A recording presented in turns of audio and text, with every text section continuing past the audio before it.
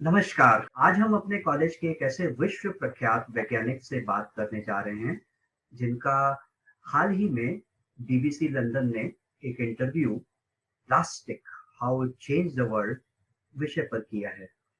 आप nano material की दुनिया में बहुत ही प्रचलित नाम हैं और आपका नैनो मटेरियल पदार्थों की मदद से पानी को कैसे शुद्ध किया जाए, उस विषय पर यूट्यूब पर अनेकों वीडियो एवं कई किताबें प्रकाशित हुई हैं। अनेकों जर्नल में आपके लेख प्रकाशित हुए हैं। आप कई विश्वविख्यात वैज्ञानिक जर्नल के एडिटर हैं और एडिटोरियल बोर्ड के मेंबर भी हैं। आप कई नामी सोसाइटी जैसे कि रॉयल सोसाइटी के फेलो एवं चार्टर्ड साइंटिस्ट हैं। आपको अपने विषय में योगदान के लिए साउथ अफ्रीका के पूर्व राष्ट्रपति डॉक्टर थैरो मबेकी ने आपके अपने विश्वविद्यालय का चांसलर पुरस्कार से हाल ही में सम्मानित किया है।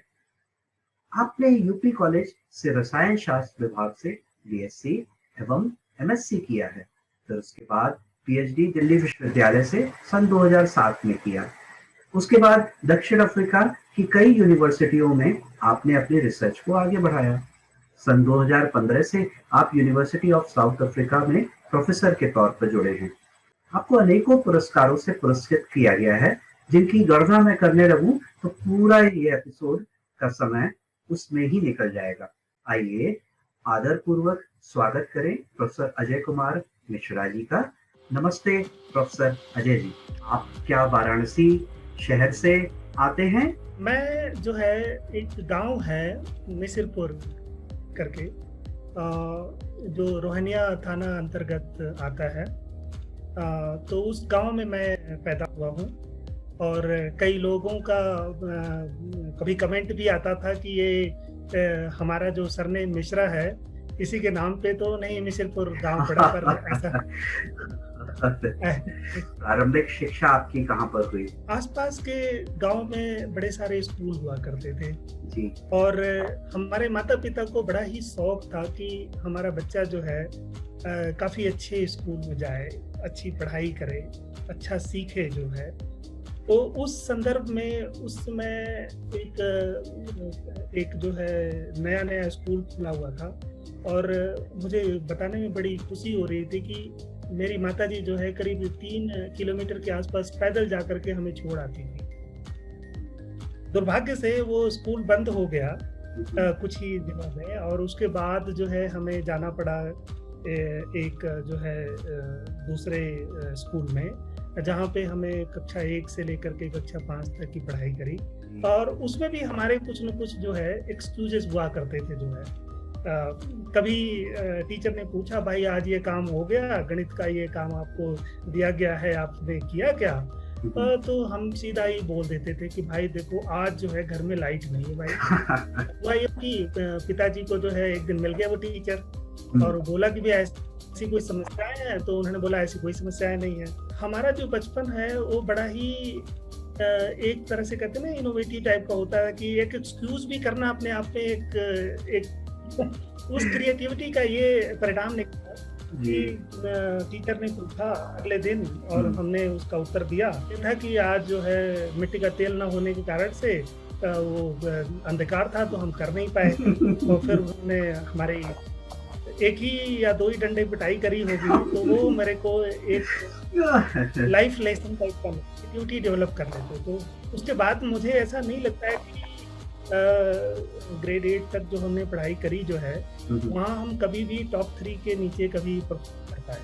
फिर उसके बाद जो है हम कक्षा 9 की पढ़ाई जो है एक महामना वाली इंटर कॉलेज बछाऊ करके है। और तो 10th की एग्ज़ाम था वो अपने आप में एक ऐतिहासिक रहा होगा। अगर आपने 1992 का नाम सुना होगा। जी जी जी। तो कल्याण सिंह की गवर्नमेंट 14% के आसपास रिजल्ट बना। जी तो जी उस जी। समय एक खुशी होती थी सबको जो है कि हम भी फेल हुए हैं। तो कुछ लोगों ने आकर बताया, भाई खुशी की बात यह है कि आप भी हमारे साथ ही हो, आप भी फेल हुए हो। और जो हमारे टीचर हुआ करते थे, जो मैंने पंडित विद्यालय की बात करी, उन्हें भरोसा नहीं था। उन्होंने दोबारा पेपर लिया और करीब शाम को लेकर आए घर पे और बोले, भाई पहला ही रोल नंबर है और आपको पहला ही रोल नंबर था और इस कारण से कोई पहले रोल नंबर को देखता ही नहीं था, वो बाकी रोल नंबर को देखते थे। हम आपके भी माध्यम से उनको धन्यवाद जरूर देना चाहेंगे। बिल्कुल। तो उसमें मेरे को एक बहुत बड़ा शौक लगा, जो 10th की जो एग्जाम थी और उसका रिजल्ट जो मुझे सेकेंड डिवीजन मिला, वो भी सिर्फ 8 नंबर से मेरा फर्स्ट डिवीजन मिला हुआ था। तो एक कहते ना, एक शौक लगा, और यही चीजें एक मोटिवेशन किसी भी ह्यूमन के साथ ये होना चाहिए कि खुद को देखो, कुछ समझो, जो मिला है वो आप हो। नहीं, मैंने एक्सेप्ट बिल्कुल नहीं किया। और जो गर्मी की छुट्टियां थी, 2-3 महीने की होती थी, उसी में मैंने इंटरमीडिएट के ऑलमोस्ट कोर्सेज खत्म किए। अपने भाई साहब की मदद लेकर के और ये सब करके जो है हमने करी। और जब 11th की जो बात आई, उसमें टीचर जो भी हमसे अगर पूछता कि हुन्स रूल क्या होता है, पॉली एक्सक्लूजन प्रिंसिपल क्या होता है, वो बाय एग्जाम्पल के साथ। और वो एक रिकॉर्ड बना कि 11th में जो है जो एक एग्जाम का रिजल्ट आया, वो 1 नंबर भी नहीं काट पाया और मेरी कॉपी को दोबारा रीवैल्यूएट की गई। कहते हैं 35 में से you are close to 35 which is unacceptable. तो उस चीज को लेकर के दोबारा रिमार्क करेगी। और वहाँ के एक टीचर हुआ करते थे BR वर्मा करके जो है, तो उन्होंने चैलेंज कर दिया, भाई इस लड़के के ऊपर मुझे पूरा भरोसा है, ये अपने अंदर को पहचान गया है, क्योंकि इसको ये शौक लगा है कि इसका सेकेंड डिवीजन क्यों आया। तो मैं आपको बताना चाहता हूँ कि ये जरूर आगे बहुत कुछ अच्छा करने वाला है। ये उनका अपना स्टेटमेंट हुआ करता था। और उस चीज को पता नहीं है, मुझे तो नहीं, लेकिन मुझे ये लगता था, ये अंदर गुस्सा था कि भाई एक्सेप्टेबिलिटी नहीं है, इस चीज को जो है कहीं आगे समझा जाए और एक अपने आप को प्रूव किया जाए जो है। जी, जी। और उसका परिणाम ये हुआ कि 12th में मैं पूरे जो कॉलेज था, मालवी इंटर कॉलेज जो है, उसमें मैं नंबर 1 पोजीशन पे आया। आपका सफर यूपी कॉलेज के लिए कैसे शुरू हुआ? तो एक क्रेज दिमाग में ये बनता था कि भाई अब यहाँ से निकल के जा रहे हो तो 3 ही कॉलेज हैं, मतलब अगर हम यूनिवर्सिटी की बात कहीं नहीं कर रहे हैं तो अगर इंस्टीट्यूशन की बात करें तो 3 ही है जहाँ पे बनारस में लोग समझ सकते हैं कि वो अच्छी पढ़ाई हो सकती है। और यूपी कॉलेज का अपने आप में एक अलग महत्व था। लोगों ने एंट्रेंस एग्जाम जरूर दी वहाँ पे, और मैंने भी अपीयर हुआ जो है। और पिताजी ने बोला कि भाई तुम यूपी कॉलेज में भी क्यों नहीं एक एंट्रेंस एग्जाम दे देते हो। तो जैसे हमने आपको पहले भी अपनी कहानी बताई कि थोड़ा सा कॉन्फिडेंस ज़्यादा होता था, मैं वो BHU में तो हो ही जाएगा, वहाँ कौन हमें रोक रहा है। तो कह रहे नहीं, आप उधर भी एक बार ट्राई कर लो, देखो क्या होता है। तो हमने यूपी कॉलेज का भी अपना किया। और फॉर्चुनेटली देखो डेस्टिनी कहाँ लेके आती है आपको। जिस दिन हम अपना रिजल्ट देखने आए थे कि मतलब एंट्रेंस का BHU में मेरा नहीं हो पाया है, और लास्ट कहते हैं ना कि वो वेटिंग लिस्ट भी थोड़ा सा वेट कर लो, है ना। तो पता चला कि वो लास्ट डेट थी यूपी कॉलेज की फर्स्ट लिस्ट की एडमिशन की। मैं BSc में 1994 में एडमिशन लिया वहाँ। टीचर की अपने आप में एक कहते हैं ना इंस्पायरेशन टाइप की चीजें आती। आगे की 3 बेंच जो है वो रिजर्व है तो पर जो बाकी के जो बेंच हैं उस पे भी आप बैठे हो तो आप सुरक्षित नहीं हो, टीचर का ध्यान जरूर आएगा। और जैसे कुछ टीचर होते थे जो बड़े फेवरेट हुआ करते थे उस समय, जैसे ऑर्गेनिक पढ़ाते थे डॉक्टर के सिंह, पी सिंह हुआ करते बायोलॉजी में, और बॉटनी में मेरे को बड़ा ही इंटरेस्ट हुआ करता था। SN सिंह सर की बात करो तो वो बड़े स्माइलिंग फेस, जो एक मोटिवेशनल है किसी के लिए भी, चाहे किसी भी कार्य क्षेत्र में कोई काम कर रहा है, कि आप कैसे हंसमुख होकर के अपना पहला इम्प्रेशन जमा सकते हो। डॉक्टर भीषम सिंह होते थे, है ना। तो अब इन केमिस्ट्री डिपार्टमेंट की फेवरेट जो है हुआ करता था वो है ऑर्गेनिक। तो मुझे कुछ ज्यादा ही पसंद हुआ करता था। और दूसरी चीज के सिंह सर का जो है अपना लगाव भी अलग तरीके से होता था, जो है कि भी होके अखिलेश करके जो है, तो हमारे बैचमेट ही हुआ करते थे उस समय। तो वो हम लोग साथ में दोनों बैठे रहते थे और साथ में वो बोलते थे देखो अब पिताजी आ गए हैं और अपनी राम कहानी है ना। और कभी कभी उनके घर भी चला जाया करते थे हम जो है। तो एक अलग सा चीजें थी।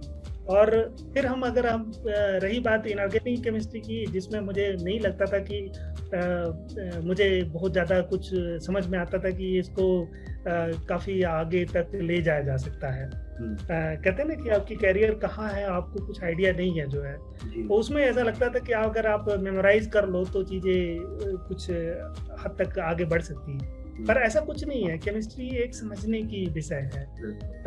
अगर आपने समझ लिया उसको तो फिर समस्या है, नहीं तो फिर मैं अपना एक इंसिडेंट बताऊँ ऑर्गेनिक केमिस्ट्री का, तो आपको बड़ा ही आनंद आएगा।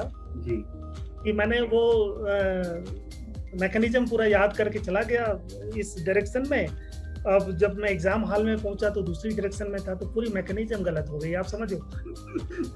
तो आप ये समझो कि ये समझने की चीज़ है। आपको ये आइडिया लगे कि कहाँ से अगर बॉन्ड ब्रेकिंग हो रही है और कहाँ से उसका जो है अगर रिएक्शन इनिशिएट हो रहा है तो कैसे जो है पूरी मैकेनिज्म इन्वॉल्व होगी। स्पेशली अगर आप मास्टर्स की बात करें तो वहाँ पे कुछ ज़्यादा ही पैटर्न रहा है जो है। जब अगर कोई क्लासेस नहीं हो रहे हैं तो बॉटनिकल गार्डन में कई प्रकार की हरियाली का आनंद लेना जो है, अगर आप समझो जो है।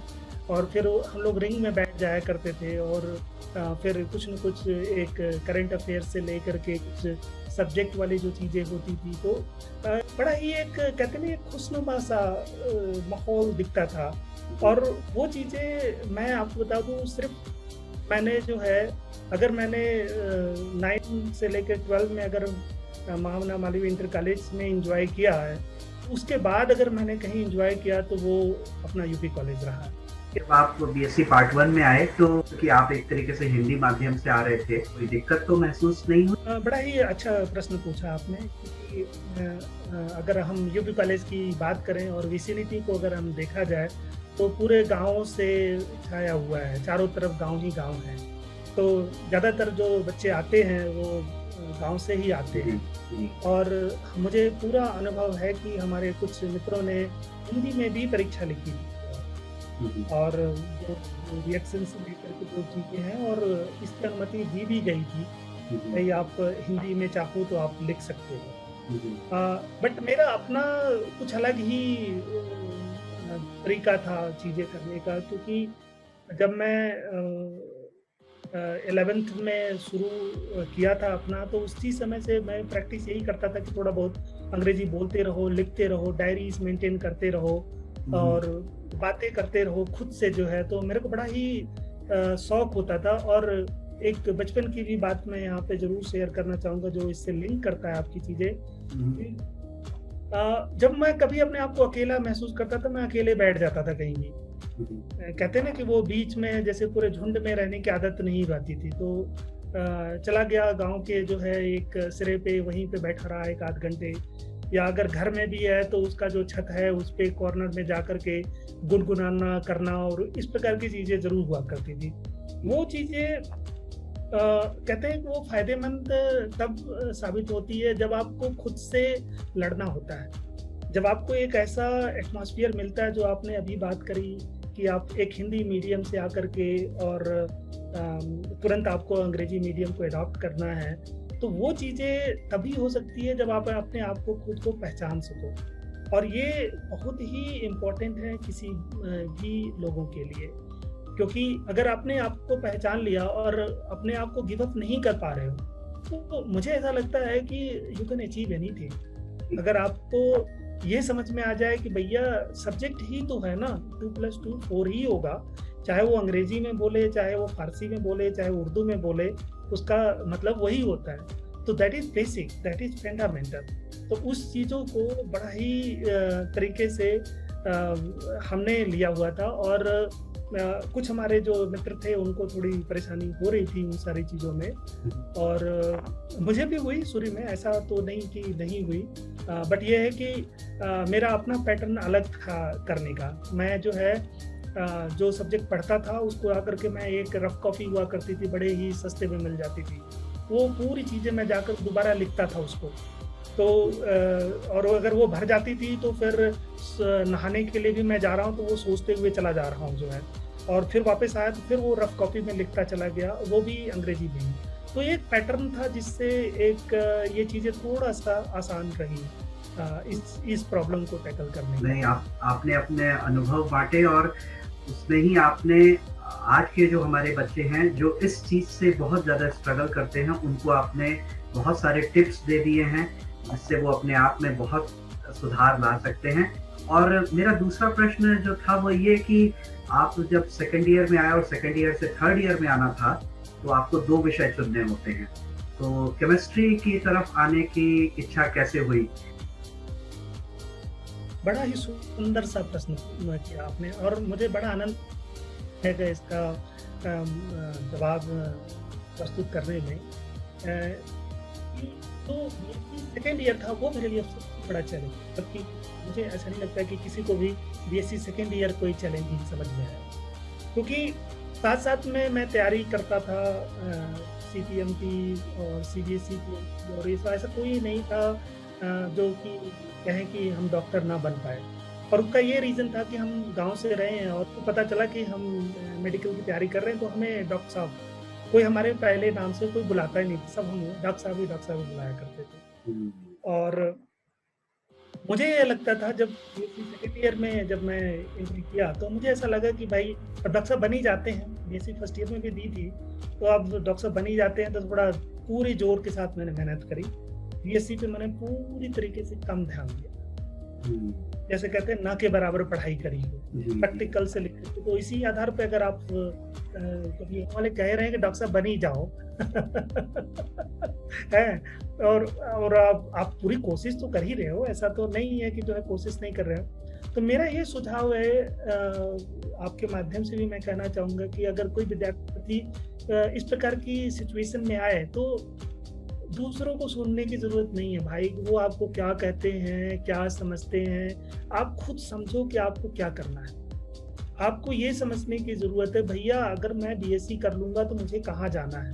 अपनी गोल को खुद सेटअप करो और एक मेंटी टाइप का रिलेशनशिप बना लो, अपने कुछ सीनियर्स के साथ लिंक कर लो। आपके माध्यम से भी मैं कहना चाहूँगा कि अगर कोई जुड़ना चाहे और अगर कोई एडवाइस लेना चाहे तो हम सहर्ष जो है, मुझे बहुत खुशी होगी इसको प्रदान करने में। वही निराकरण मेरे सामने आया कि जब मैं बीएससी थर्ड ईयर में आया तो मुझे ये समझ में आया कि भाई करना क्या चाहिए। अब एक जरूर था ध्यान में, जिसको घर वालों का भी प्रभाव आप कह सकते हो, कि अगर आप केमिस्ट्री साथ में ले लेते हो ना तो यार कम से कम केमिकल इंडस्ट्री में जॉब तो मिल ही सकती है ना।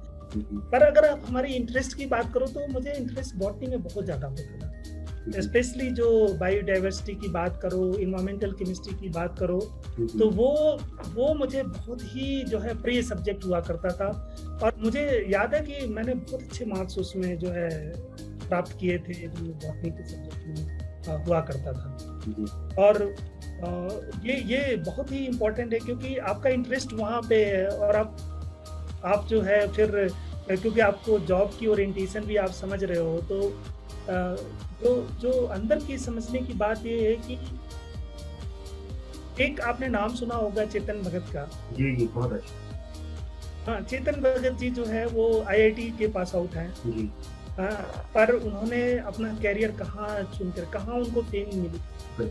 तो ये चीजें आपको जरूर समझने की जरूरत है कि अगर आपकी इंटरेस्ट लिटरेचर में है तो आप लिखो, चाहे भले ही आप बीएससी हो, लेकिन यू कैन बी फेमस, है ना। आपका ब्रेड एंड बटर आपकी चीज़ों को समझ में आएगी, और वही मूवी के माध्यम से भी दिखाया गया। और अगर मैं सही हूँ तो शायद वो इडियट करके मूवी, बिल्कुल ठीक है ना। बिल्कुल ये सारी चीज़ें मोटिवेशनल अवश्य होनी चाहिए दिमाग में कि आप क्या सब्जेक्ट लेना चाहते हो। तो मेरे को ये था कि चलो कम से कम बॉटनी तो साथ में रहेगी, और जूलॉजी तो आपको हमने पहले ही बता रखा था कि वो डिसेक्शन और इन सब से मतलब ऐसा लगता था कि ना हो तो मतलब कितना जल्दी इससे जो है छुटकारा मिले। तो जूलॉजी मुझे कभी भी उतना ज़्यादा अट्रैक्ट नहीं किया, और मेन रीज़न उसका रहा है डिसेक्शन और ये सब सारी चीज़ें जो सामने आई। पर बॉटनी मेरे को बड़ा ही प्रिय रहा, और जब भी मुझे मौका मिलता है हम उसमें जरूर आगे बढ़ते हैं। जो बीएससी के थर्ड ईयर के दौरान के दिमाग में क्रेज यही था, डॉक्टर तो बन नहीं पाए भाई, अभी डॉक्टर तो बनना है, फिर जी। मुझे ऐसा लगा कि नो नो, मैं अपना टाइम वेस्ट कर रहा हूँ।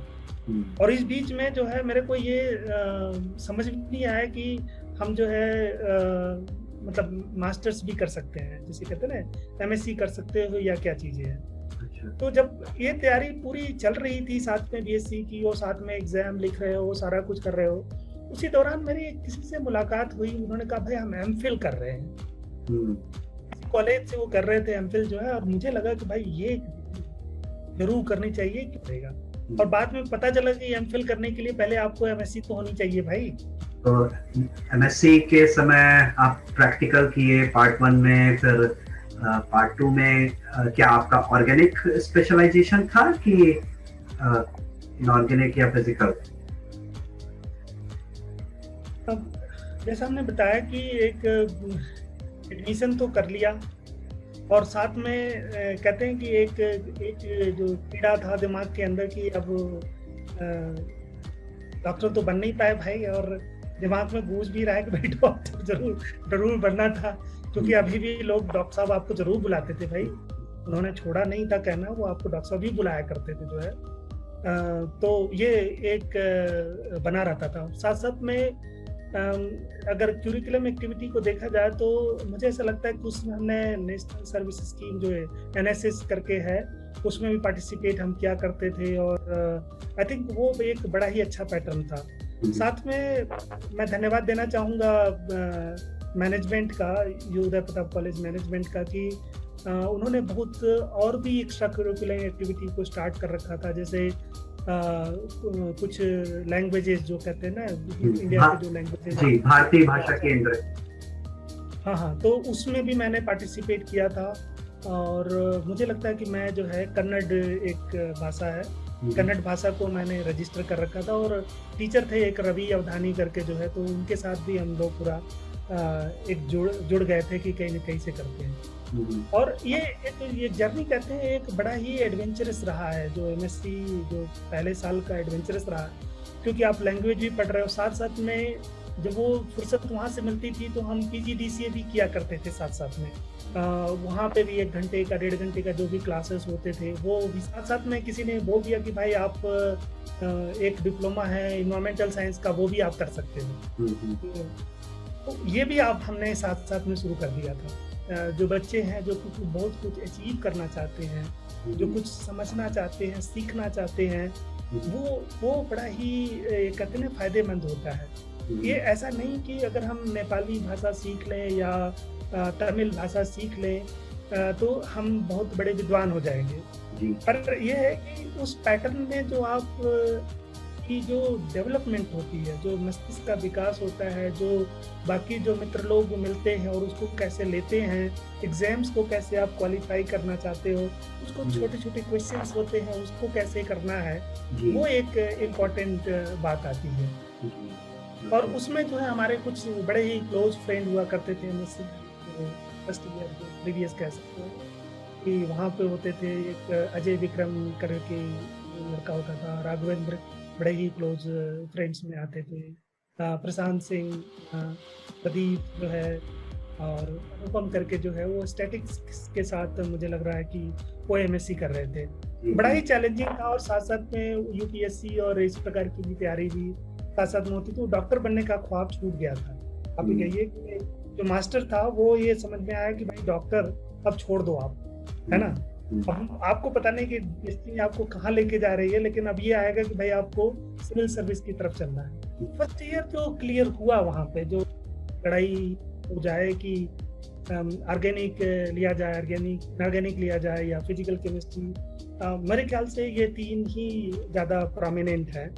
और मुझे ऐसा लगता है कि इसको थोड़ा सा और एक्सपेंड करने की भी ज़रूरत है, जिसको कहते हैं इंडस्ट्रियल केमिस्ट्री, और जो है मेडिसिनल केमिस्ट्री, फार्मास्यूटिकल, जो कुछ जो चीज़ें ऑर्गेनिक के पार्ट्स हैं, उसको अगर थोड़ा सा अगर एक्सपेंड करने की चीज़ें हैं तो वो एक डिफरेंट सा शेप लिया जा सकता है। बड़े क्लोज हुआ करते थे जो है डॉक्टर एनपी सिंह सर जो पढ़ाया करते थे, डॉक्टर वाई सिंह थे, वो कभी ऑर्गेनिक फर्स्ट ईयर में मुझे याद है वो पढ़ाया करते थे, और एनपी सिंह सर बड़े फेवरेट हुआ करते थे उसमें हमारे जो है, क्योंकि बड़े स्माइलिंग फेस है उनकी, और बिल्कुल। कोऑर्डिनेशन केमिस्ट्री थोड़ा-सा मेरे को एक क्लोज़र लुक होता था। और कभी जब ये यूपीएससी की बातें भी होती थी तो मैं उनको बताया कि भाई सर कुछ ऐसे भी सादे चीज़ चल रही है, तो उन्होंने कहा बिल्कुल, बिल्कुल आप चिंता ना करो। इनऑर्गेनिक में तो हम 6 बच्चे हुआ करते थे कुल मिलाकर के। हुँ, हुँ। वहाँ के एक एचओडी हुआ करते थे उस समय, डॉक्टर राज सिंह जो है। जी।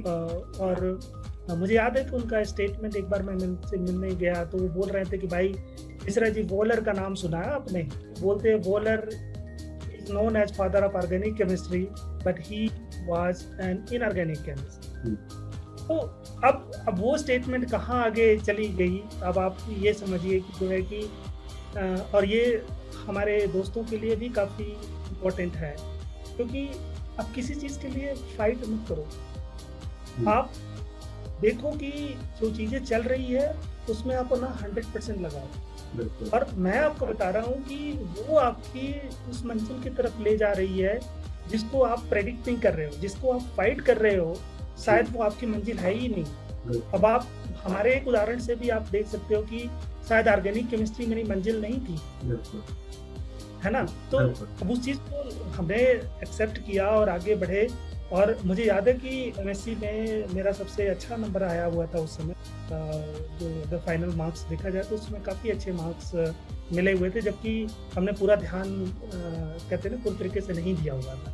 तो ये एक जर्नी रही है कहीं न कहीं से मास्टर्स करने का और साथ-साथ में कविताएँ करने का। और अगर आपकी इजाज़त हो तो हम 2 लाइन ज़रूर कहना। एक तूफ़ान जगाओ मन में, थम न सके जो पल में, तो इंगित पर तेरे लक्ष्य ठहर जाएँगे, तू जहाँ कहेगा विजय वहीं हो जाएँगे। रंच मात्र का क्लेश न लो तुम, रंच मात्र का क्लेश न लो तुम, दुःख और निराशा के बादल छट जाएँगे। दुःख और निराशा के बादल छट जाएँगे ये सब, जब तूफ़ान तुम्हारा सारथी होगा, नस-नस में प्राण फूँकता होगा, ये बात हमेशा कहता होगा। क्या?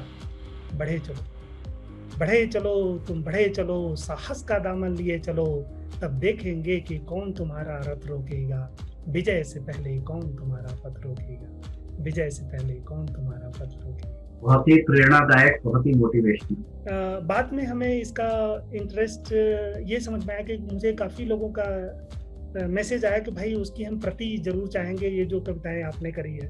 हुँ। और मैं आपके माध्यम से ज़रूर बता दूँ, मैंने करीब 700-800 कविताएँ लिखी थी उस समय। क्या बात! मुझे जो है दिनकर जी बड़े प्रभावित किया करते थे, भारतेंदु हरिश्चंद्र जी की जो कविताएँ, जयशंकर प्रसाद जी की कविताएँ।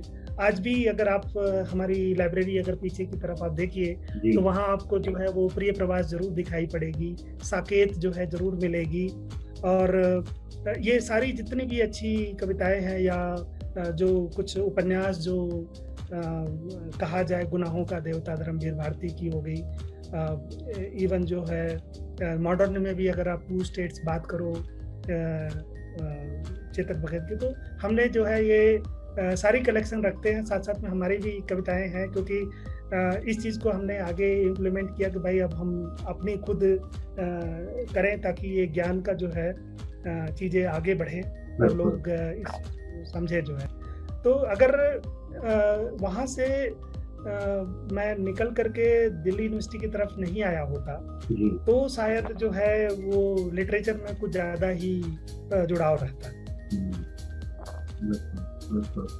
और कुछ अगर आप एमएससी के दौरान कुछ यादगार पल हो या कुछ और चीज़ें जो आप हम लोग को बताना चाहें, कुछ याद आती हैं? बिल्कुल। एमएससी का मतलब सीधा है, सब समझ रहे हैं कि मास्टर ऑफ साइंस, बट हमें ये समझने की ज़रूरत है कि भाई हम मास्टरी इन सब्जेक्ट में कर क्यों रहे हैं। ये हमारे लिए ये इम्पोर्टेंट ज़रूर होना चाहिए समझने की भाई अगर हम एमएससी की डिग्री ले रहे हैं तो हमें वो केमिस्ट नहीं बनना है भाई, हमें सब्जेक्ट को अच्छे से समझना पड़ेगा। अगर हम उसको समझे हैं तभी हम, ये नहीं कि हमने रट लिया और नंबर अच्छे से मिल गए, तो ये हमारा जो है टारगेट नहीं होना चाहिए। टारगेट हमारा ये होना चाहिए कि हम कैसे समझें कि ये अगर हम ट्रांजिशन मेटल केमिस्ट्री की बात करें, कोऑर्डिनेशन केमिस्ट्री की बात करें, या फार्मास्यूटिकल केमिस्ट्री की बात करें, या हम थर्मोडायनामिक्स की बात करें, तो क्या चीज़ें हैं इनसाइड। कैसे हम चीज़ों को करना चाहेंगे, कैसे मैकेनिज़्म को हम समझना चाहेंगे, ये चीज़ें बड़ा ही अच्छी बात होनी चाहिए। और उस संदर्भ में मुझे याद है कि हम लोगों ने शुरू करी थी, एक मुहिम थी कि भाई हम जो है सेमिनार्स होने चाहिए यहाँ पे। बीएचयू से कुछ ज़्यादा जुड़े हुए थे, मेरे भाई साहब वहाँ से जुड़े हुए थे, तो जाते रहते थे वहाँ पे। तो वो लोग सेमिनार करते थे, तो हमें लगता था कि हमारे कॉलेज वाले क्यों नहीं करते हैं। और ये प्रपोज़ल जब हमने सामने रखा, तो जो गुरु वृंद रहे हैं, वो सारे लोगों ने बड़ा ही अप्रिशिएट किया और उन्होंने बोला कि भाई शुरुआत करो। और पहला लेक्चर मेरे को ही देना पड़ा। मैंने पहला लेक्चर शुरू किया था और जो दिया था वो था रेजोनेंस करके। और वो one of the lecture I will remember through out my life actually, क्योंकि इंस्पायरिंग था। वो खुद के लिए एक इंस्पायरेशन कह सकते हैं, क्योंकि हम बोल नहीं पा रहे हैं। जब आप कहने के लिए समझ रहे हो कि आप जाना चाहते हो, तो वहाँ जा कर के आप समझ रहे हो कि शायद आपकी लेग्स भी ट्रेम्बल कर रहे हैं। पता आपको सारा कुछ है, लेकिन आप कह नहीं पा रहे। ये जो वोकेशनल चीज़ें हैं, ये इम्प्रूव होने का सबसे बेहतरीन तरीका मास्टर्स है। उसमें आप अगर आप हर सेमेस्टर वाइज, अगर यहाँ पे तो ईयरली वाइज है, पर अगर आप सेमेस्टर वाइज में भी देखा जाए, हर 6 महीने में 1-2 बार सेमिनार देते रहो। ये मत समझो कि आपको लोग टेस्ट करेंगे या हंसेंगे। भाई हंसने दो ना, आपका क्या बिगड़ रहा है उसमें? सिर्फ आपको एक इंसल्ट फील हो रही है, लेकिन आपको मास्टरी नहीं मिल पा रही है उस सब्जेक्ट की, आपको एक्सप्रेशन पावर नहीं मिल रही है, आप पावर पॉइंट प्रेजेंटेशन के बारे में सोच ही नहीं रहे हो। तो मुझे ऐसा लगता है कि आप एक बार स्लाइड प्रेजेंटेशन दो, अपने आप को एक्सप्रेस करो, खुद चॉक बोर्ड लेकर के जाओ और वहाँ पे कोई भी एक सब्जेक्ट ले लो, सिंपल सी एटॉमिक ऑर्बिटल, वहाँ पे एक्सप्लेन करने की सोचो, क्योंकि आप मास्टर हो जाओगे, आप एक टीचर हो। आप कैसे इस चीज़ को पढ़ाना चाहोगे, ये ज़्यादा इम्पोर्टेंट है। और किसी चीज़ को सिर्फ जो है दिमाग में बना लेना, ये चीज़ें नहीं होनी चाहिए। तो एक अच्छी शुरुआत ये हुई कि उस समय एक लेक्चर शुरू हुआ, जिसको कहते हैं कि एक सीरीज शुरू हुई और हमारे सारे दोस्तों ने पार्टिसिपेट किया और कुछ लोगों ने उसका जो है उस प्राइज के थ्रू भी उसको जीता। साथ साथ में वहाँ पे एक कहते हैं एक इंट्रोडक्शन का भी एक प्रचलन है। अब मुझे याद नहीं कि अभी भी चल रहा है या नहीं, पर इंट्रोडक्शन का ये प्रचलन है कि उससे आपको एक्सप्रेशन एक समझ में आती है कि आप कैसे खुलते हो सामने। आप ये दिमाग में ना बना के चलो कि अगर हम इंट्रोडक्शन में पार्टिसिपेट करेंगे तो इसका मतलब हमारे सीनियर्स हमको नोट देंगे। ये धारणा हटनी चाहिए दिमाग में। ये हटनी चाहिए कि ये जो ब्रिज है इसको आप नैरो कर रहे हो। इंट्रोडक्शन का सीधा मतलब है कि आप इसको नैरो कर रहे हो। और मुझे याद है कि चूंकि लड़कों में मेरा ही पहला रोल नंबर हुआ करता था, तो मैं ही गया था और मुझे कोई संस्कृत की जो श्लोक कहने के लिए सुनाया गया और मैंने आराम से वो बताया और जो भी कुछ कहना है वो हमने कर दिया। और मुझे नहीं लगता है कि ज़्यादा कुछ प्रॉब्लम रही होगी, लेकिन यह है कि एक समझ जाते हैं, आपके सीनियर्स भी हैं वो समझ जाते हैं। तो उसके बाद की जो चीज़ें होनी चाहिए, जो मुझे पता नहीं कि आगे डेवलप हुई है या नहीं है, there should be a joint interaction. कहते हैं ना, जॉइंट सेमिनार करो एमएससी फर्स्ट ईयर और एमएससी सेकेंड ईयर दोनों के साथ में। तो उसमें क्या होगा कि ये जो सैंडविच की जो चीज़ें बढ़ेगी, उसमें क्या होगा कि सीनियर्स और जूनियर्स एक दूसरे से इंटरेक्ट करेंगे, नॉलेज का आदान प्रदान ज़्यादा होगा और वो चीज़ें आपको ये दिशा निर्देश ये भी दे सकती है कि भाई एमएससी के बाद पीएचडी भी कर सकते हो, या आप कहीं केमिस्ट बन सकते हो, या फिर कहीं और भी कैरियर में चीज़ें आगे बढ़ सकती हैं। क्योंकि अगर आप अपने ही बिल में पड़े रहोगे तो फिर आपको ये आइडिया नहीं लग पाएगा कि इससे भी आगे की भी दुनिया है।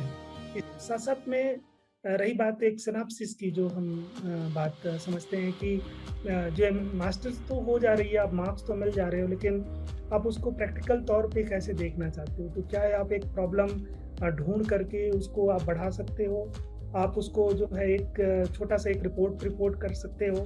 तो वो सारी चीज़ें आप आगे मदद करेगी। जैसे आप कहीं पीएचडी करना चाहो, एमफिल करना चाहो, जो कि आगे हम इस बातचीत के दौरान भी आगे हम रखेंगे, क्योंकि वहाँ पे जब आप जाते हो तो फिर आपको आइडिया लगता है कि भाई ये तो हमने कहीं सुना नहीं, और वहाँ उन टीचरों को, उन प्रोफेसर्स को यही लगता है कि भाई आप कहाँ से आ गए। जो आपने शुरुआत में बात करी कि हम गाँव से आए हैं और बीएससी यूपी कॉलेज में, तो कैसा अनुभव रहा? तो वही अनुभव आपका जो है, जब आप पीएचडी के दौरान जाते तो आपको आइडिया लगेगा कि भाई ये काम तो आपने किया नहीं है। तो ये जो मास्टरी आप कर रहे हो, इसी में इन गैप्स को अगर आप थोड़ा-सा ढूँढते हो, तो मुझे ये लगता है कि ये मेरा अपना मानना है। बाकी सब सर्कमस्टेंसेस और उसके ऊपर डिपेंड करती है कि कैसे चीज़ों को किया जा सके। जी। या एक चीज़ मैं पूछना चाहूँगा, आज आप एक प्रोफ़ेसर के तौर पर एक बहुत ही प्रतिष्ठित यूनिवर्सिटी में साउथ अफ्रीका में आप रहते हैं। आप जब मास्टर्स कर रहे थे, तो क्या कभी ऐसा ख्याल नहीं आया कि पीएचडी के लिए हम देश के बाहर जा सकें? या और क्या अपॉर्च्युनिटीज़ हो सकती हैं मास्टर स्टूडेंट के लिए? अगर मैं इसको इस तरह से पूछूं कि क्या शायद कोई बच्चा हो सकता है साउथ अफ्रीका में जाके आपकी यूनिवर्सिटी में आपके साथ पीएचडी करना चाहे, तो क्या-क्या आप उसे एक सुझाव दे सकते हैं उस बच्चे के लिए जो आपकी ही तरह कभी उसी क्लास में मास्टर्स के तौर पर आज बैठा हुआ है? मुझे बेहद खुशी होगी कि जो भी अपने करियर के प्रति ज़्यादा जागरूक है, और ये खुशी मैं बयान नहीं कर सकता अगर आप इस बात के लिए जागरूक हैं तो। पर उस जागरूकता में जो है वहाँ के स्टाफ मेंबर्स, उनका भी बहुत बड़ा योगदान आता है। तो मेरा ये मानना है कि हमें एक आइडिया ही नहीं समझ में आता था कि हम पीएचडी, हमारी ब्रैकेट जो है वो बीएचयू या ज़्यादातर गोरखपुर यूनिवर्सिटी या इलाहाबाद यूनिवर्सिटी से आगे नहीं सोच पाते थे। हमारा ये मानना है कि आगे बढ़ो, समझो, न्यूज़पेपर पढ़ो, टाइम्स ऑफ इंडिया, हिंदू, ये सब जो चीज़ें हैं, उसमें जो एडवर्टाइजमेंट आती है, एजुकेशन फेयर के प्रोग्राम्स होते हैं, होटल्स में होते हैं, आप उसको अटेंड करो। समझो इस सब सारी चीज़ों को कि भाई दुनिया बड़ी है, ये आपकी लिमिट यही नहीं होनी चाहिए। आज आपके माध्यम से हम बात कर रहे हैं यहाँ पे, और आपको आइडिया लग रहा है कि भाई यहाँ के एलुमनाई जो है कहीं और जा कर के हैं, और आपके पास ये एवेन्यूज है। You no need to ask permission, you have the right to ask. भाई मैं थोड़ा सा मिसगाइडेड हूँ, can you help me? And I get mails every day, almost every day, more than 10-20 mails I'm getting every day, queries everywhere. For me it will be more pleasurely if I am listening something from my own college, from where I am trying to help my own people, especially a small city like Varanasi, जहाँ पे आप समझो कि जब अगर आप दिल्ली, चेन्नई, मुंबई या इन बड़े शहरों की बातें करते हो जहाँ पे लोग ज़्यादा जागरूक हैं, ये जो बड़ी बड़ी कंपनियां हैं, बड़े बड़े यूनिवर्सिटीज़ के लोग आते हैं जो एजुकेशन फेयर करते हैं, ये बड़ी सिटीज़ में आते हैं, यहाँ नहीं आते हैं। लेकिन अगर आप ये कॉलम्स को पढ़ते हो, टाइम्स ऑफ इंडिया की चीज़ों को पढ़ते हो, संडे टाइम्स को रखते हो, और मुझे याद है कि जब मैं मास्टर्स करता था तब भी मैं रखता था, इस प्रति को मैं पूरा पढ़ता रहता था। और वो जो कहते हैं क्लासिफाइड है, और साइंस और एजुकेशन के जो प्रोग्राम्स हैं करो। साथ साथ में मेरा ये कहना है कि कॉलम्स लिखो। अगर आपको आइडिया लगे कि भाई आपको एथेनॉल के ऊपर में ये लिखना है कि this is a form of renewable energy, अपना विंग को बढ़ाओ, उसमें थोड़ा सा अगर लिखो, आपकी expression power, writing power, knowledge power, ये सारा कुछ बढ़ेगी। और क्या पता कौन पढ़ रहा है आपका आर्टिकल, वहीं बीएचयू का प्रोफेसर आपको फोन कर रहा है, भाई I need this kind of guy who has written this column. आज तो फेसबुक, ट्विटर, लिंक्डइन, इन सब का जमाना है। आप आगे ब्लॉगिंग करो, इन सारे चीज़ों से आपकी विंग्स को खुलेगी। और मैं अपना इंसिडेंट ये शेयर करना चाहता हूँ कि मैं जो है मास्टर्स के बाद मुझे पता नहीं था क्या करना। सोचा कि भाई पीएचडी हो जाएगी, देखेंगे कभी गोरखपुर यूनिवर्सिटी से होगी या क्या। किसी ने रिकमेंड कर दिया बीएचयू चले जाओ, और वहाँ पे एक इंस्टीट्यूट ऑफ मेडिकल साइंस है IMS करके, वहाँ से हमने ज्वाइन कर लिया था एक प्रोजेक्ट को, और हमने 3 महीने तक काम भी करी। और वहाँ से फिर आइडिया लगा कि भाई इससे थोड़ा सा अलग करके निकलना चाहिए, और चीज़ें जुड़ती चली जाएगी। वहाँ पे पांडे जी करते थे, जो है बड़े अच्छे मित्र हमारे रहे हैं, जो है उन्होंने बताया कि भाई आप जो है वो CDRI चले जाओ, लखनऊ, वॉकिंग इंटरव्यू है। हमें नहीं पता था यूपी कॉलेज में, हम बीएचयू गए, वहाँ पे जो चीज़ें होती रही, वहाँ से आइडिया लगा कि हम वहाँ भी जा सकते हैं। उस दौरान जब हमने CDI का जो एग्ज़ाम दिया और इंटरव्यू और कहते हैं कि उसका वेट कर रहे थे, उस दौरान मुझे एक लड़का मिला दिल्ली यूनिवर्सिटी का। उन्होंने बोला कि भाई आप क्यों नहीं दिल्ली यूनिवर्सिटी ट्राई करते हो? तो मेरे लिए कड़ियाँ जुड़ी, पर आपके लिए ये प्लेटफॉर्म है जहाँ पे आपको ये समझने की बात है कि आप आगे कैसे बढ़ सकते हो। और आगे मैं बताना चाहता हूँ कि जब हमने उससे बात करी, मुझे पता नहीं था कि हम कैसे एमफिल में एडमिशन ले सकते हैं। ऑल्दो जैसे मैंने पहले ही बताया कि एक क्रेज़ था कि भाई एमफिल करना है, तो हमने कर दी अप्लाई, और वो भी उसी के थ्रू, क्योंकि लास्ट डेट था, हमने सारे सर्टिफिकेट रखे थे, उन्हें दे दिया, उसने अप्लाई किया, एडमिशन के लिए लेटर आ गया। तो एक चीज़ें कहते हैं ना कि एक प्लेटफॉर्म बना और चीज़ें आगे बढ़ी, लेकिन उसके साथ भी बड़े सारे चैलेंजेस आते हैं। जब हम दिल्ली यूनिवर्सिटी पहुंचे, वहाँ पे लोगों को पता नहीं था यूपी कॉलेज भी है कोई जगह, है ना। उनको ज़्यादा कुछ आइडिया नहीं होता था कि ऐसा कुछ है। BHU को लोग समझते थे। तो आप ये समझो कि आपकी चैलेंजेस जैसे जैसे आप आगे ग्रो करना चाहो, आपको बढ़ती चली जाएगी। और मैं इसलिए नहीं करना चाहता हूँ, मुझे आज भी गर्व है अपने उदय प्रताप कॉलेज में, जहाँ पे हमने एजुकेशन के 5 साल गुजारे हैं, और साथ साथ में और भी टाइम गुजरा हुआ है। वहाँ के लाल पेड़ा और जो चीज़ें हैं, उस चीज़ को हम कभी भूल नहीं सकते हैं। और जो टाइम गुजरा है वो रियली इट्स अल्टीमेटली बहुत ही अच्छा रहा है। तो जो कहना मेरा ये है कि जब हम एडमिशन के लिए पहुँचे दिल्ली यूनिवर्सिटी में, तो उन्होंने साफ-साफ बोल दिया, भैया ये आपकी कॉलेज रिकॉग्नाइज़ नहीं है। आपको एक लेटर चाहिए, वो भी आपकी जो कुलपति हैं वो दें कि आपकी कॉलेज जो है वो रिकॉग्नाइज्ड है। जबकि ऑटोनॉमस कॉलेज में सिर्फ 2 ही कॉलेज यूपी में हैं जो कि ज़्यादा रिकॉग्नाइज्ड हैं, unless I can be corrected. एक इवन क्रिश्चियन कॉलेज इलाहाबाद में और यूपी कॉलेज। और ये पूरा प्रयास रहा है डॉक्टर वीर बहादुर सिंह का कि उन्होंने कहाँ से कहाँ तक इस कॉलेज को लेकर आगे बढ़ाया, और उनके अनुशासन में हम लोगों ने काफ़ी कुछ समझा।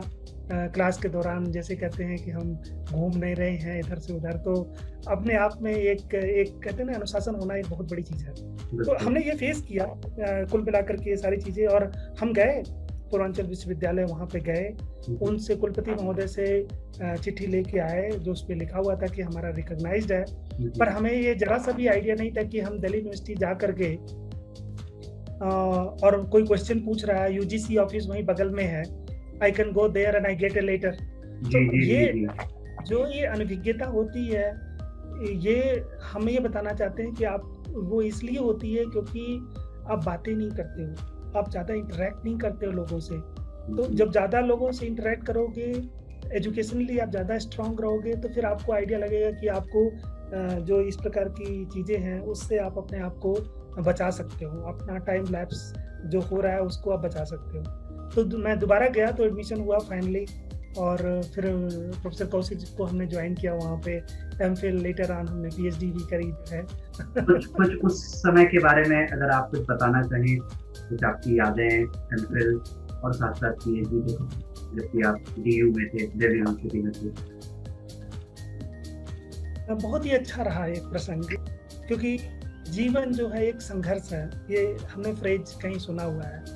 और जैसे जैसे हम ग्रो करते जाते हैं वो संघर्ष आपका बढ़ता चला जाता है। हर नई दिन जो है एक नई चीज़ों के साथ ले आता है। तो मेरा ये कहना, मतलब हम ये बातें आपको बताएंगे, पर मैं ये कहना ज़रूर चाहूँगा कि आप संघर्ष से डरो मत, बढ़ो, समझो कि ये पार्ट ऑफ लाइफ है, इसको आगे कैसे लेके चलना है। और हम बता रहे हैं कि जब हमने एमफिल में वहाँ एडमिशन लिया, हमें पता ही नहीं चल पा रहा था, क्योंकि वहाँ पे अब आप आउटसाइडर हो, है ना, आप बाहर से आए हुए हो, आपके कोई मित्र नहीं है। फिर धीरे धीरे आपको कैसे मित्र मंडली बनानी होगी, फिर वहाँ के कोर्स टीचर के साथ आपको कैसे एक इंटरेक्ट करना है, क्योंकि वहाँ पे ज़्यादातर बच्चे जो MSc के हैं वो एमफिल में ज्वाइन करते हैं, तो वो सारे एक्वेंटेड हैं। और आप ही 2-4 बच्चे हैं, जैसे कुछ मेरिट यूनिवर्सिटी से भी बच्चे आते हैं जो है, तो वो ऑब्वियसली आपका यूपी का बैकग्राउंड है, बट लैंग्वेज में इट्स बिग डिफरेंस। तो आपको ये समझने की ज़रूरत है कि वो ब्रिज कैसे पूरा करोगे। जी। उस ब्रिज का पूरा करने का अभी जो मैंने पहले बताया कि इस प्रकार के जैसे सिनॉप्सिस करते हो, कॉन्फ्रेंस करते हो या इंटरैक्ट करते हो, तो वो चीज़ें यहाँ हेल्प कर सकती है। उसके बाद फिर आपकी मित्रमंडली, फिर आपको कहते हैं कि एक हॉस्टल का एक नया-सा एटमॉस्फियर मिलता है वहाँ पे। बट मैंने क्या किया था कि उस पीरियड में हम रहते थे अपने भाई साहब के साथ वहाँ पे, और अनुभव ये रहा कि हर हफ्ते कोशिश ये करते थे कि कोई भी जो एजुकेशन फेयर है ना, वहाँ ज़रूर चले जाएँ। क्योंकि दिमाग में यही था कि ये सिविल नहीं हो पाया। लोगों ने मेरे को डॉक्टर साहब की डिग्री दे ही रखी है शुरू से ही जो है, और डॉक्टर साहब तो बन नहीं पाए, लेकिन कम से कम बाहर से पढ़ाई ज़रूर कर सकते हैं। तो ये क्रेज़ उस समय आया कि ऐसा किया जा सकता है, पर उसकी जानकारियाँ कहाँ से मिले? तो उसके लिए जब हम ये पेपर की जो बात आप पहले बताई, आज भी बता रहे हैं कि हम पढ़ते थे, उसमें कभी एजुकेशन फेयर लगा हुआ है ब्रिटिश काउंसिल का या कुछ करके, तो उसमें जा करके आइडिया लगता था। और जैसे ये यूथ के मेंबर आप बनो, है ना? युवा करके कुछ जो संस्थाएँ हैं, उसमें क्या होता है कि आपको जानकारियाँ लोग देते हैं कि भई कैसे और भी चीज़ें कर सकते हो। जो दिल्ली में एक ट्रेड फेयर भी हुआ करता है, उसमें जाते हो तो आपको अलग-अलग प्रकार की चीज़ें समझ में आती है। एजुकेशन फेयर होता है, जो अभी तक हमने किताबें बताई हैं, हम ज़्यादातर वहीं से खरीद करके लाए थे और आज भी अपने पास रखे हुए हैं। तो कुल मिलाकर के एक जो कहते हैं ना ब्रॉडेनिंग, जो नॉलेज, एक्सपीरियंस और ये सब चीज़ें जो है, फिर आप जब यूनिवर्सिटी में पहुँचते हो तो वहाँ आपका शुरू हो जाता है आपने संघर्ष की इतनी ज़्यादा बात की, उसी पर मैं एक चीज़ जोड़ना चाहता हूँ। वो ये कि ऐसा मुझे लगा कि आपने मुझे कुछ फ़ोटो भेजी हैं, तो उसी संघर्ष में आपका साथ देने और उस संघर्ष के रास्तों को थोड़ा आसान बनाने के लिए आपके जीवन में कोई आए और वो सिलसिला फिर और आगे बढ़ा। और कुछ अगर आप बताना चाहें तो उस बारे में बता सकते हैं। बड़ा ही कहते हैं व्यक्तिगत प्रश्न है, बट हमें खुशी होगी इस बात को आपके साथ साझा करने में। और ये चीज़ें सबके लिए बड़ा ही कहते हैं ना अच्छी बात होनी चाहिए कि आप कैसे एक्सेप्टेबिलिटी जो कहते हैं ना कि स्वीकारात्मक चीज़ें, एडाप्टेबिलिटी की चीज़ों को कैसे आप ला सकते हो। हम एक छोटे से गांव से आए हैं, जैसे हमने पहले बताया, और एक सोचने और समझने की भी चीज़ें उतनी होती है कि जैसे कहते हैं ना, एक विंग को काफ़ी बड़ा तरीके से नहीं देख रहे हैं कि भाई इसमें क्या होनी चाहिए। और हमको शुरू से ही बताया जाए तो भाई ये ब्राह्मण है तो उनकी शादी उसी ब्राह्मण लड़की के साथ होनी चाहिए, और इस प्रकार की बहुत सारी चीज़ें होती रही है। और मुझे याद है कि हम अपने भाई साहब की जो है शादी में काफ़ी कहते हैं ना सहयोग, कहते हैं हेल्प की बात कर लो, तो उसमें रहते थे। और मुझे याद है कि हमारी माताजी जो है बड़ी परेशान हुआ करती थी, क्योंकि वो जो लोग उनको देखने आते थे वो कई बार चाय बनाना पड़ता और नाश्ते बनाओ, तो वो भी जिम्मेदारी मेरे पास आया जाया करती थी जो है, क्योंकि मैं घर में सबसे छोटा था जो है। 2 भाई और 1 बहन, बड़ी बहन उनकी शादी हो चुकी थी जो है, और भाई साहब IIT दिल्ली में आए पढ़े थे इधर जो है। तो बीच में जो उनकी जो बीच की जो जर्नी थी, उस बीच में जो उनको जो देखने आते थे, तो मैं इसलिए इस चीज़ों को थोड़ा सा एक्सपेंड करके बता रहा हूँ, क्योंकि वो स्टेटमेंट वहीं से आया। और वो स्टेटमेंट ये रहा कि जब भी मैं बनाया करता था और कभी-कभी दिन में जो है 3-3 बार, 4-4 बार जो है, ये कहते हैं ना एक पार्टी गई नहीं तो दूसरी आ गई। ये लोग वेट कर रहे हैं किसी और के जगह पे, तो भाई लड़का IIT में है तो थोड़ा-सा ज़्यादा कुछ अच्छा रहेगा, तो मतलब सबको अपना समझना पड़ता। तो मैं अपनी माताजी को बड़ा अच्छा-सा एक स्टेटमेंट दिया करता था। मैंने कहा, "माते, आप चिंता ना करो मेरी तो फिक्स है ना? और मेरी ऐसी होगी जिससे किसी को पता भी नहीं चलेगा।" ये स्टेटमेंट मैं अपनी माँ को बार-बार दिया करता था।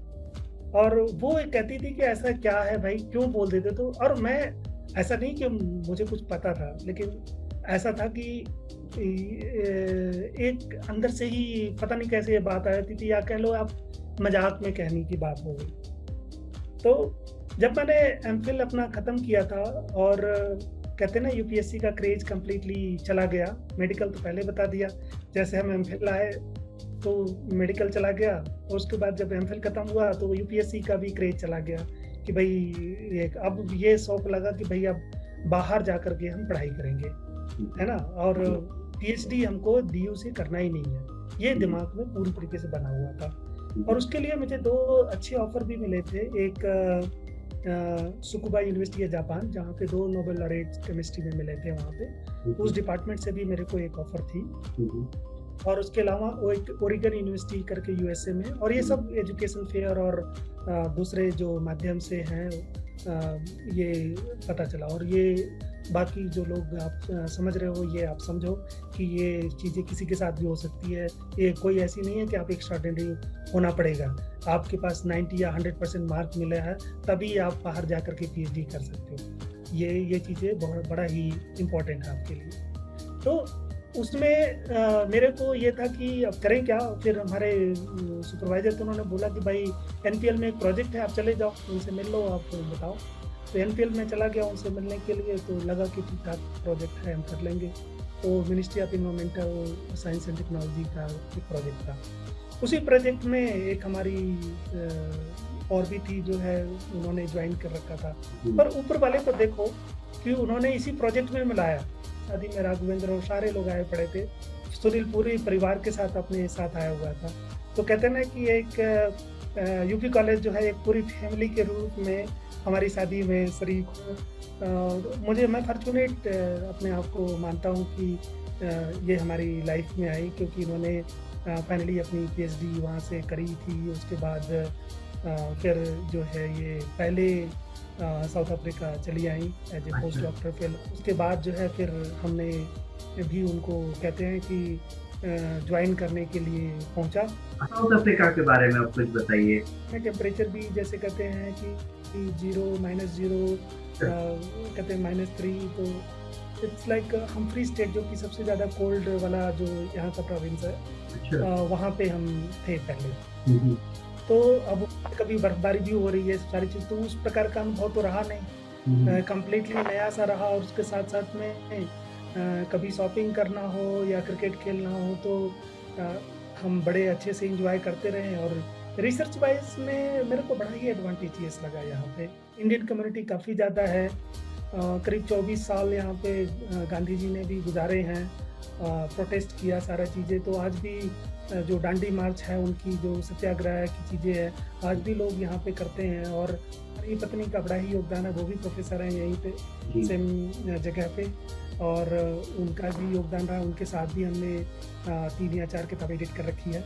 और मुझे याद आता है 1 साल या उसके थोड़ा पहले आप विभाग आए थे और आपने विभाग में बच्चों के लिए बहुत ही अच्छा एक लेक्चर दिया था अपने काम के संदर्भ में। लेक्चर दिया, उसका भी योगदान जाता है कि राघवेंद्र ने बोला था या कभी जब आना तो इधर यूपी कॉलेज जरूर आना। और मेरे लिए भी एक प्रेस्टीज की बात थी कि यूपी कॉलेज से हमने बहुत कुछ सीखा है।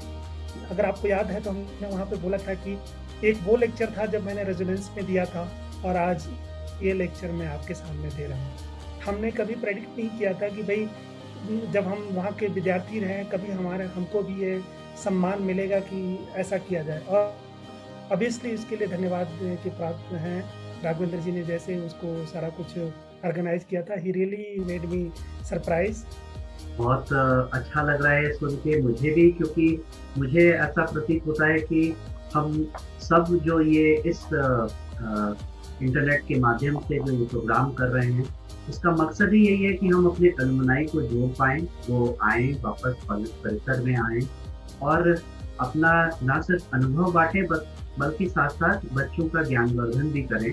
और उसके लिए मैं आपको धन्यवाद देता हूँ। तो हमारे बच्चों को साउथ अफ्रीका की अच्छी जगहों के बारे में बताइए कि कोई बच्चा अगर साउथ अफ्रीका पहुँचता हो तो उसे पर्यटन की नज़र से कहाँ कहाँ जाना चाहिए। यहाँ पे जो नंबर 1 डेस्टिनेशन है वो केप टाउन, जहाँ पे कोई भी आना चाहेगा।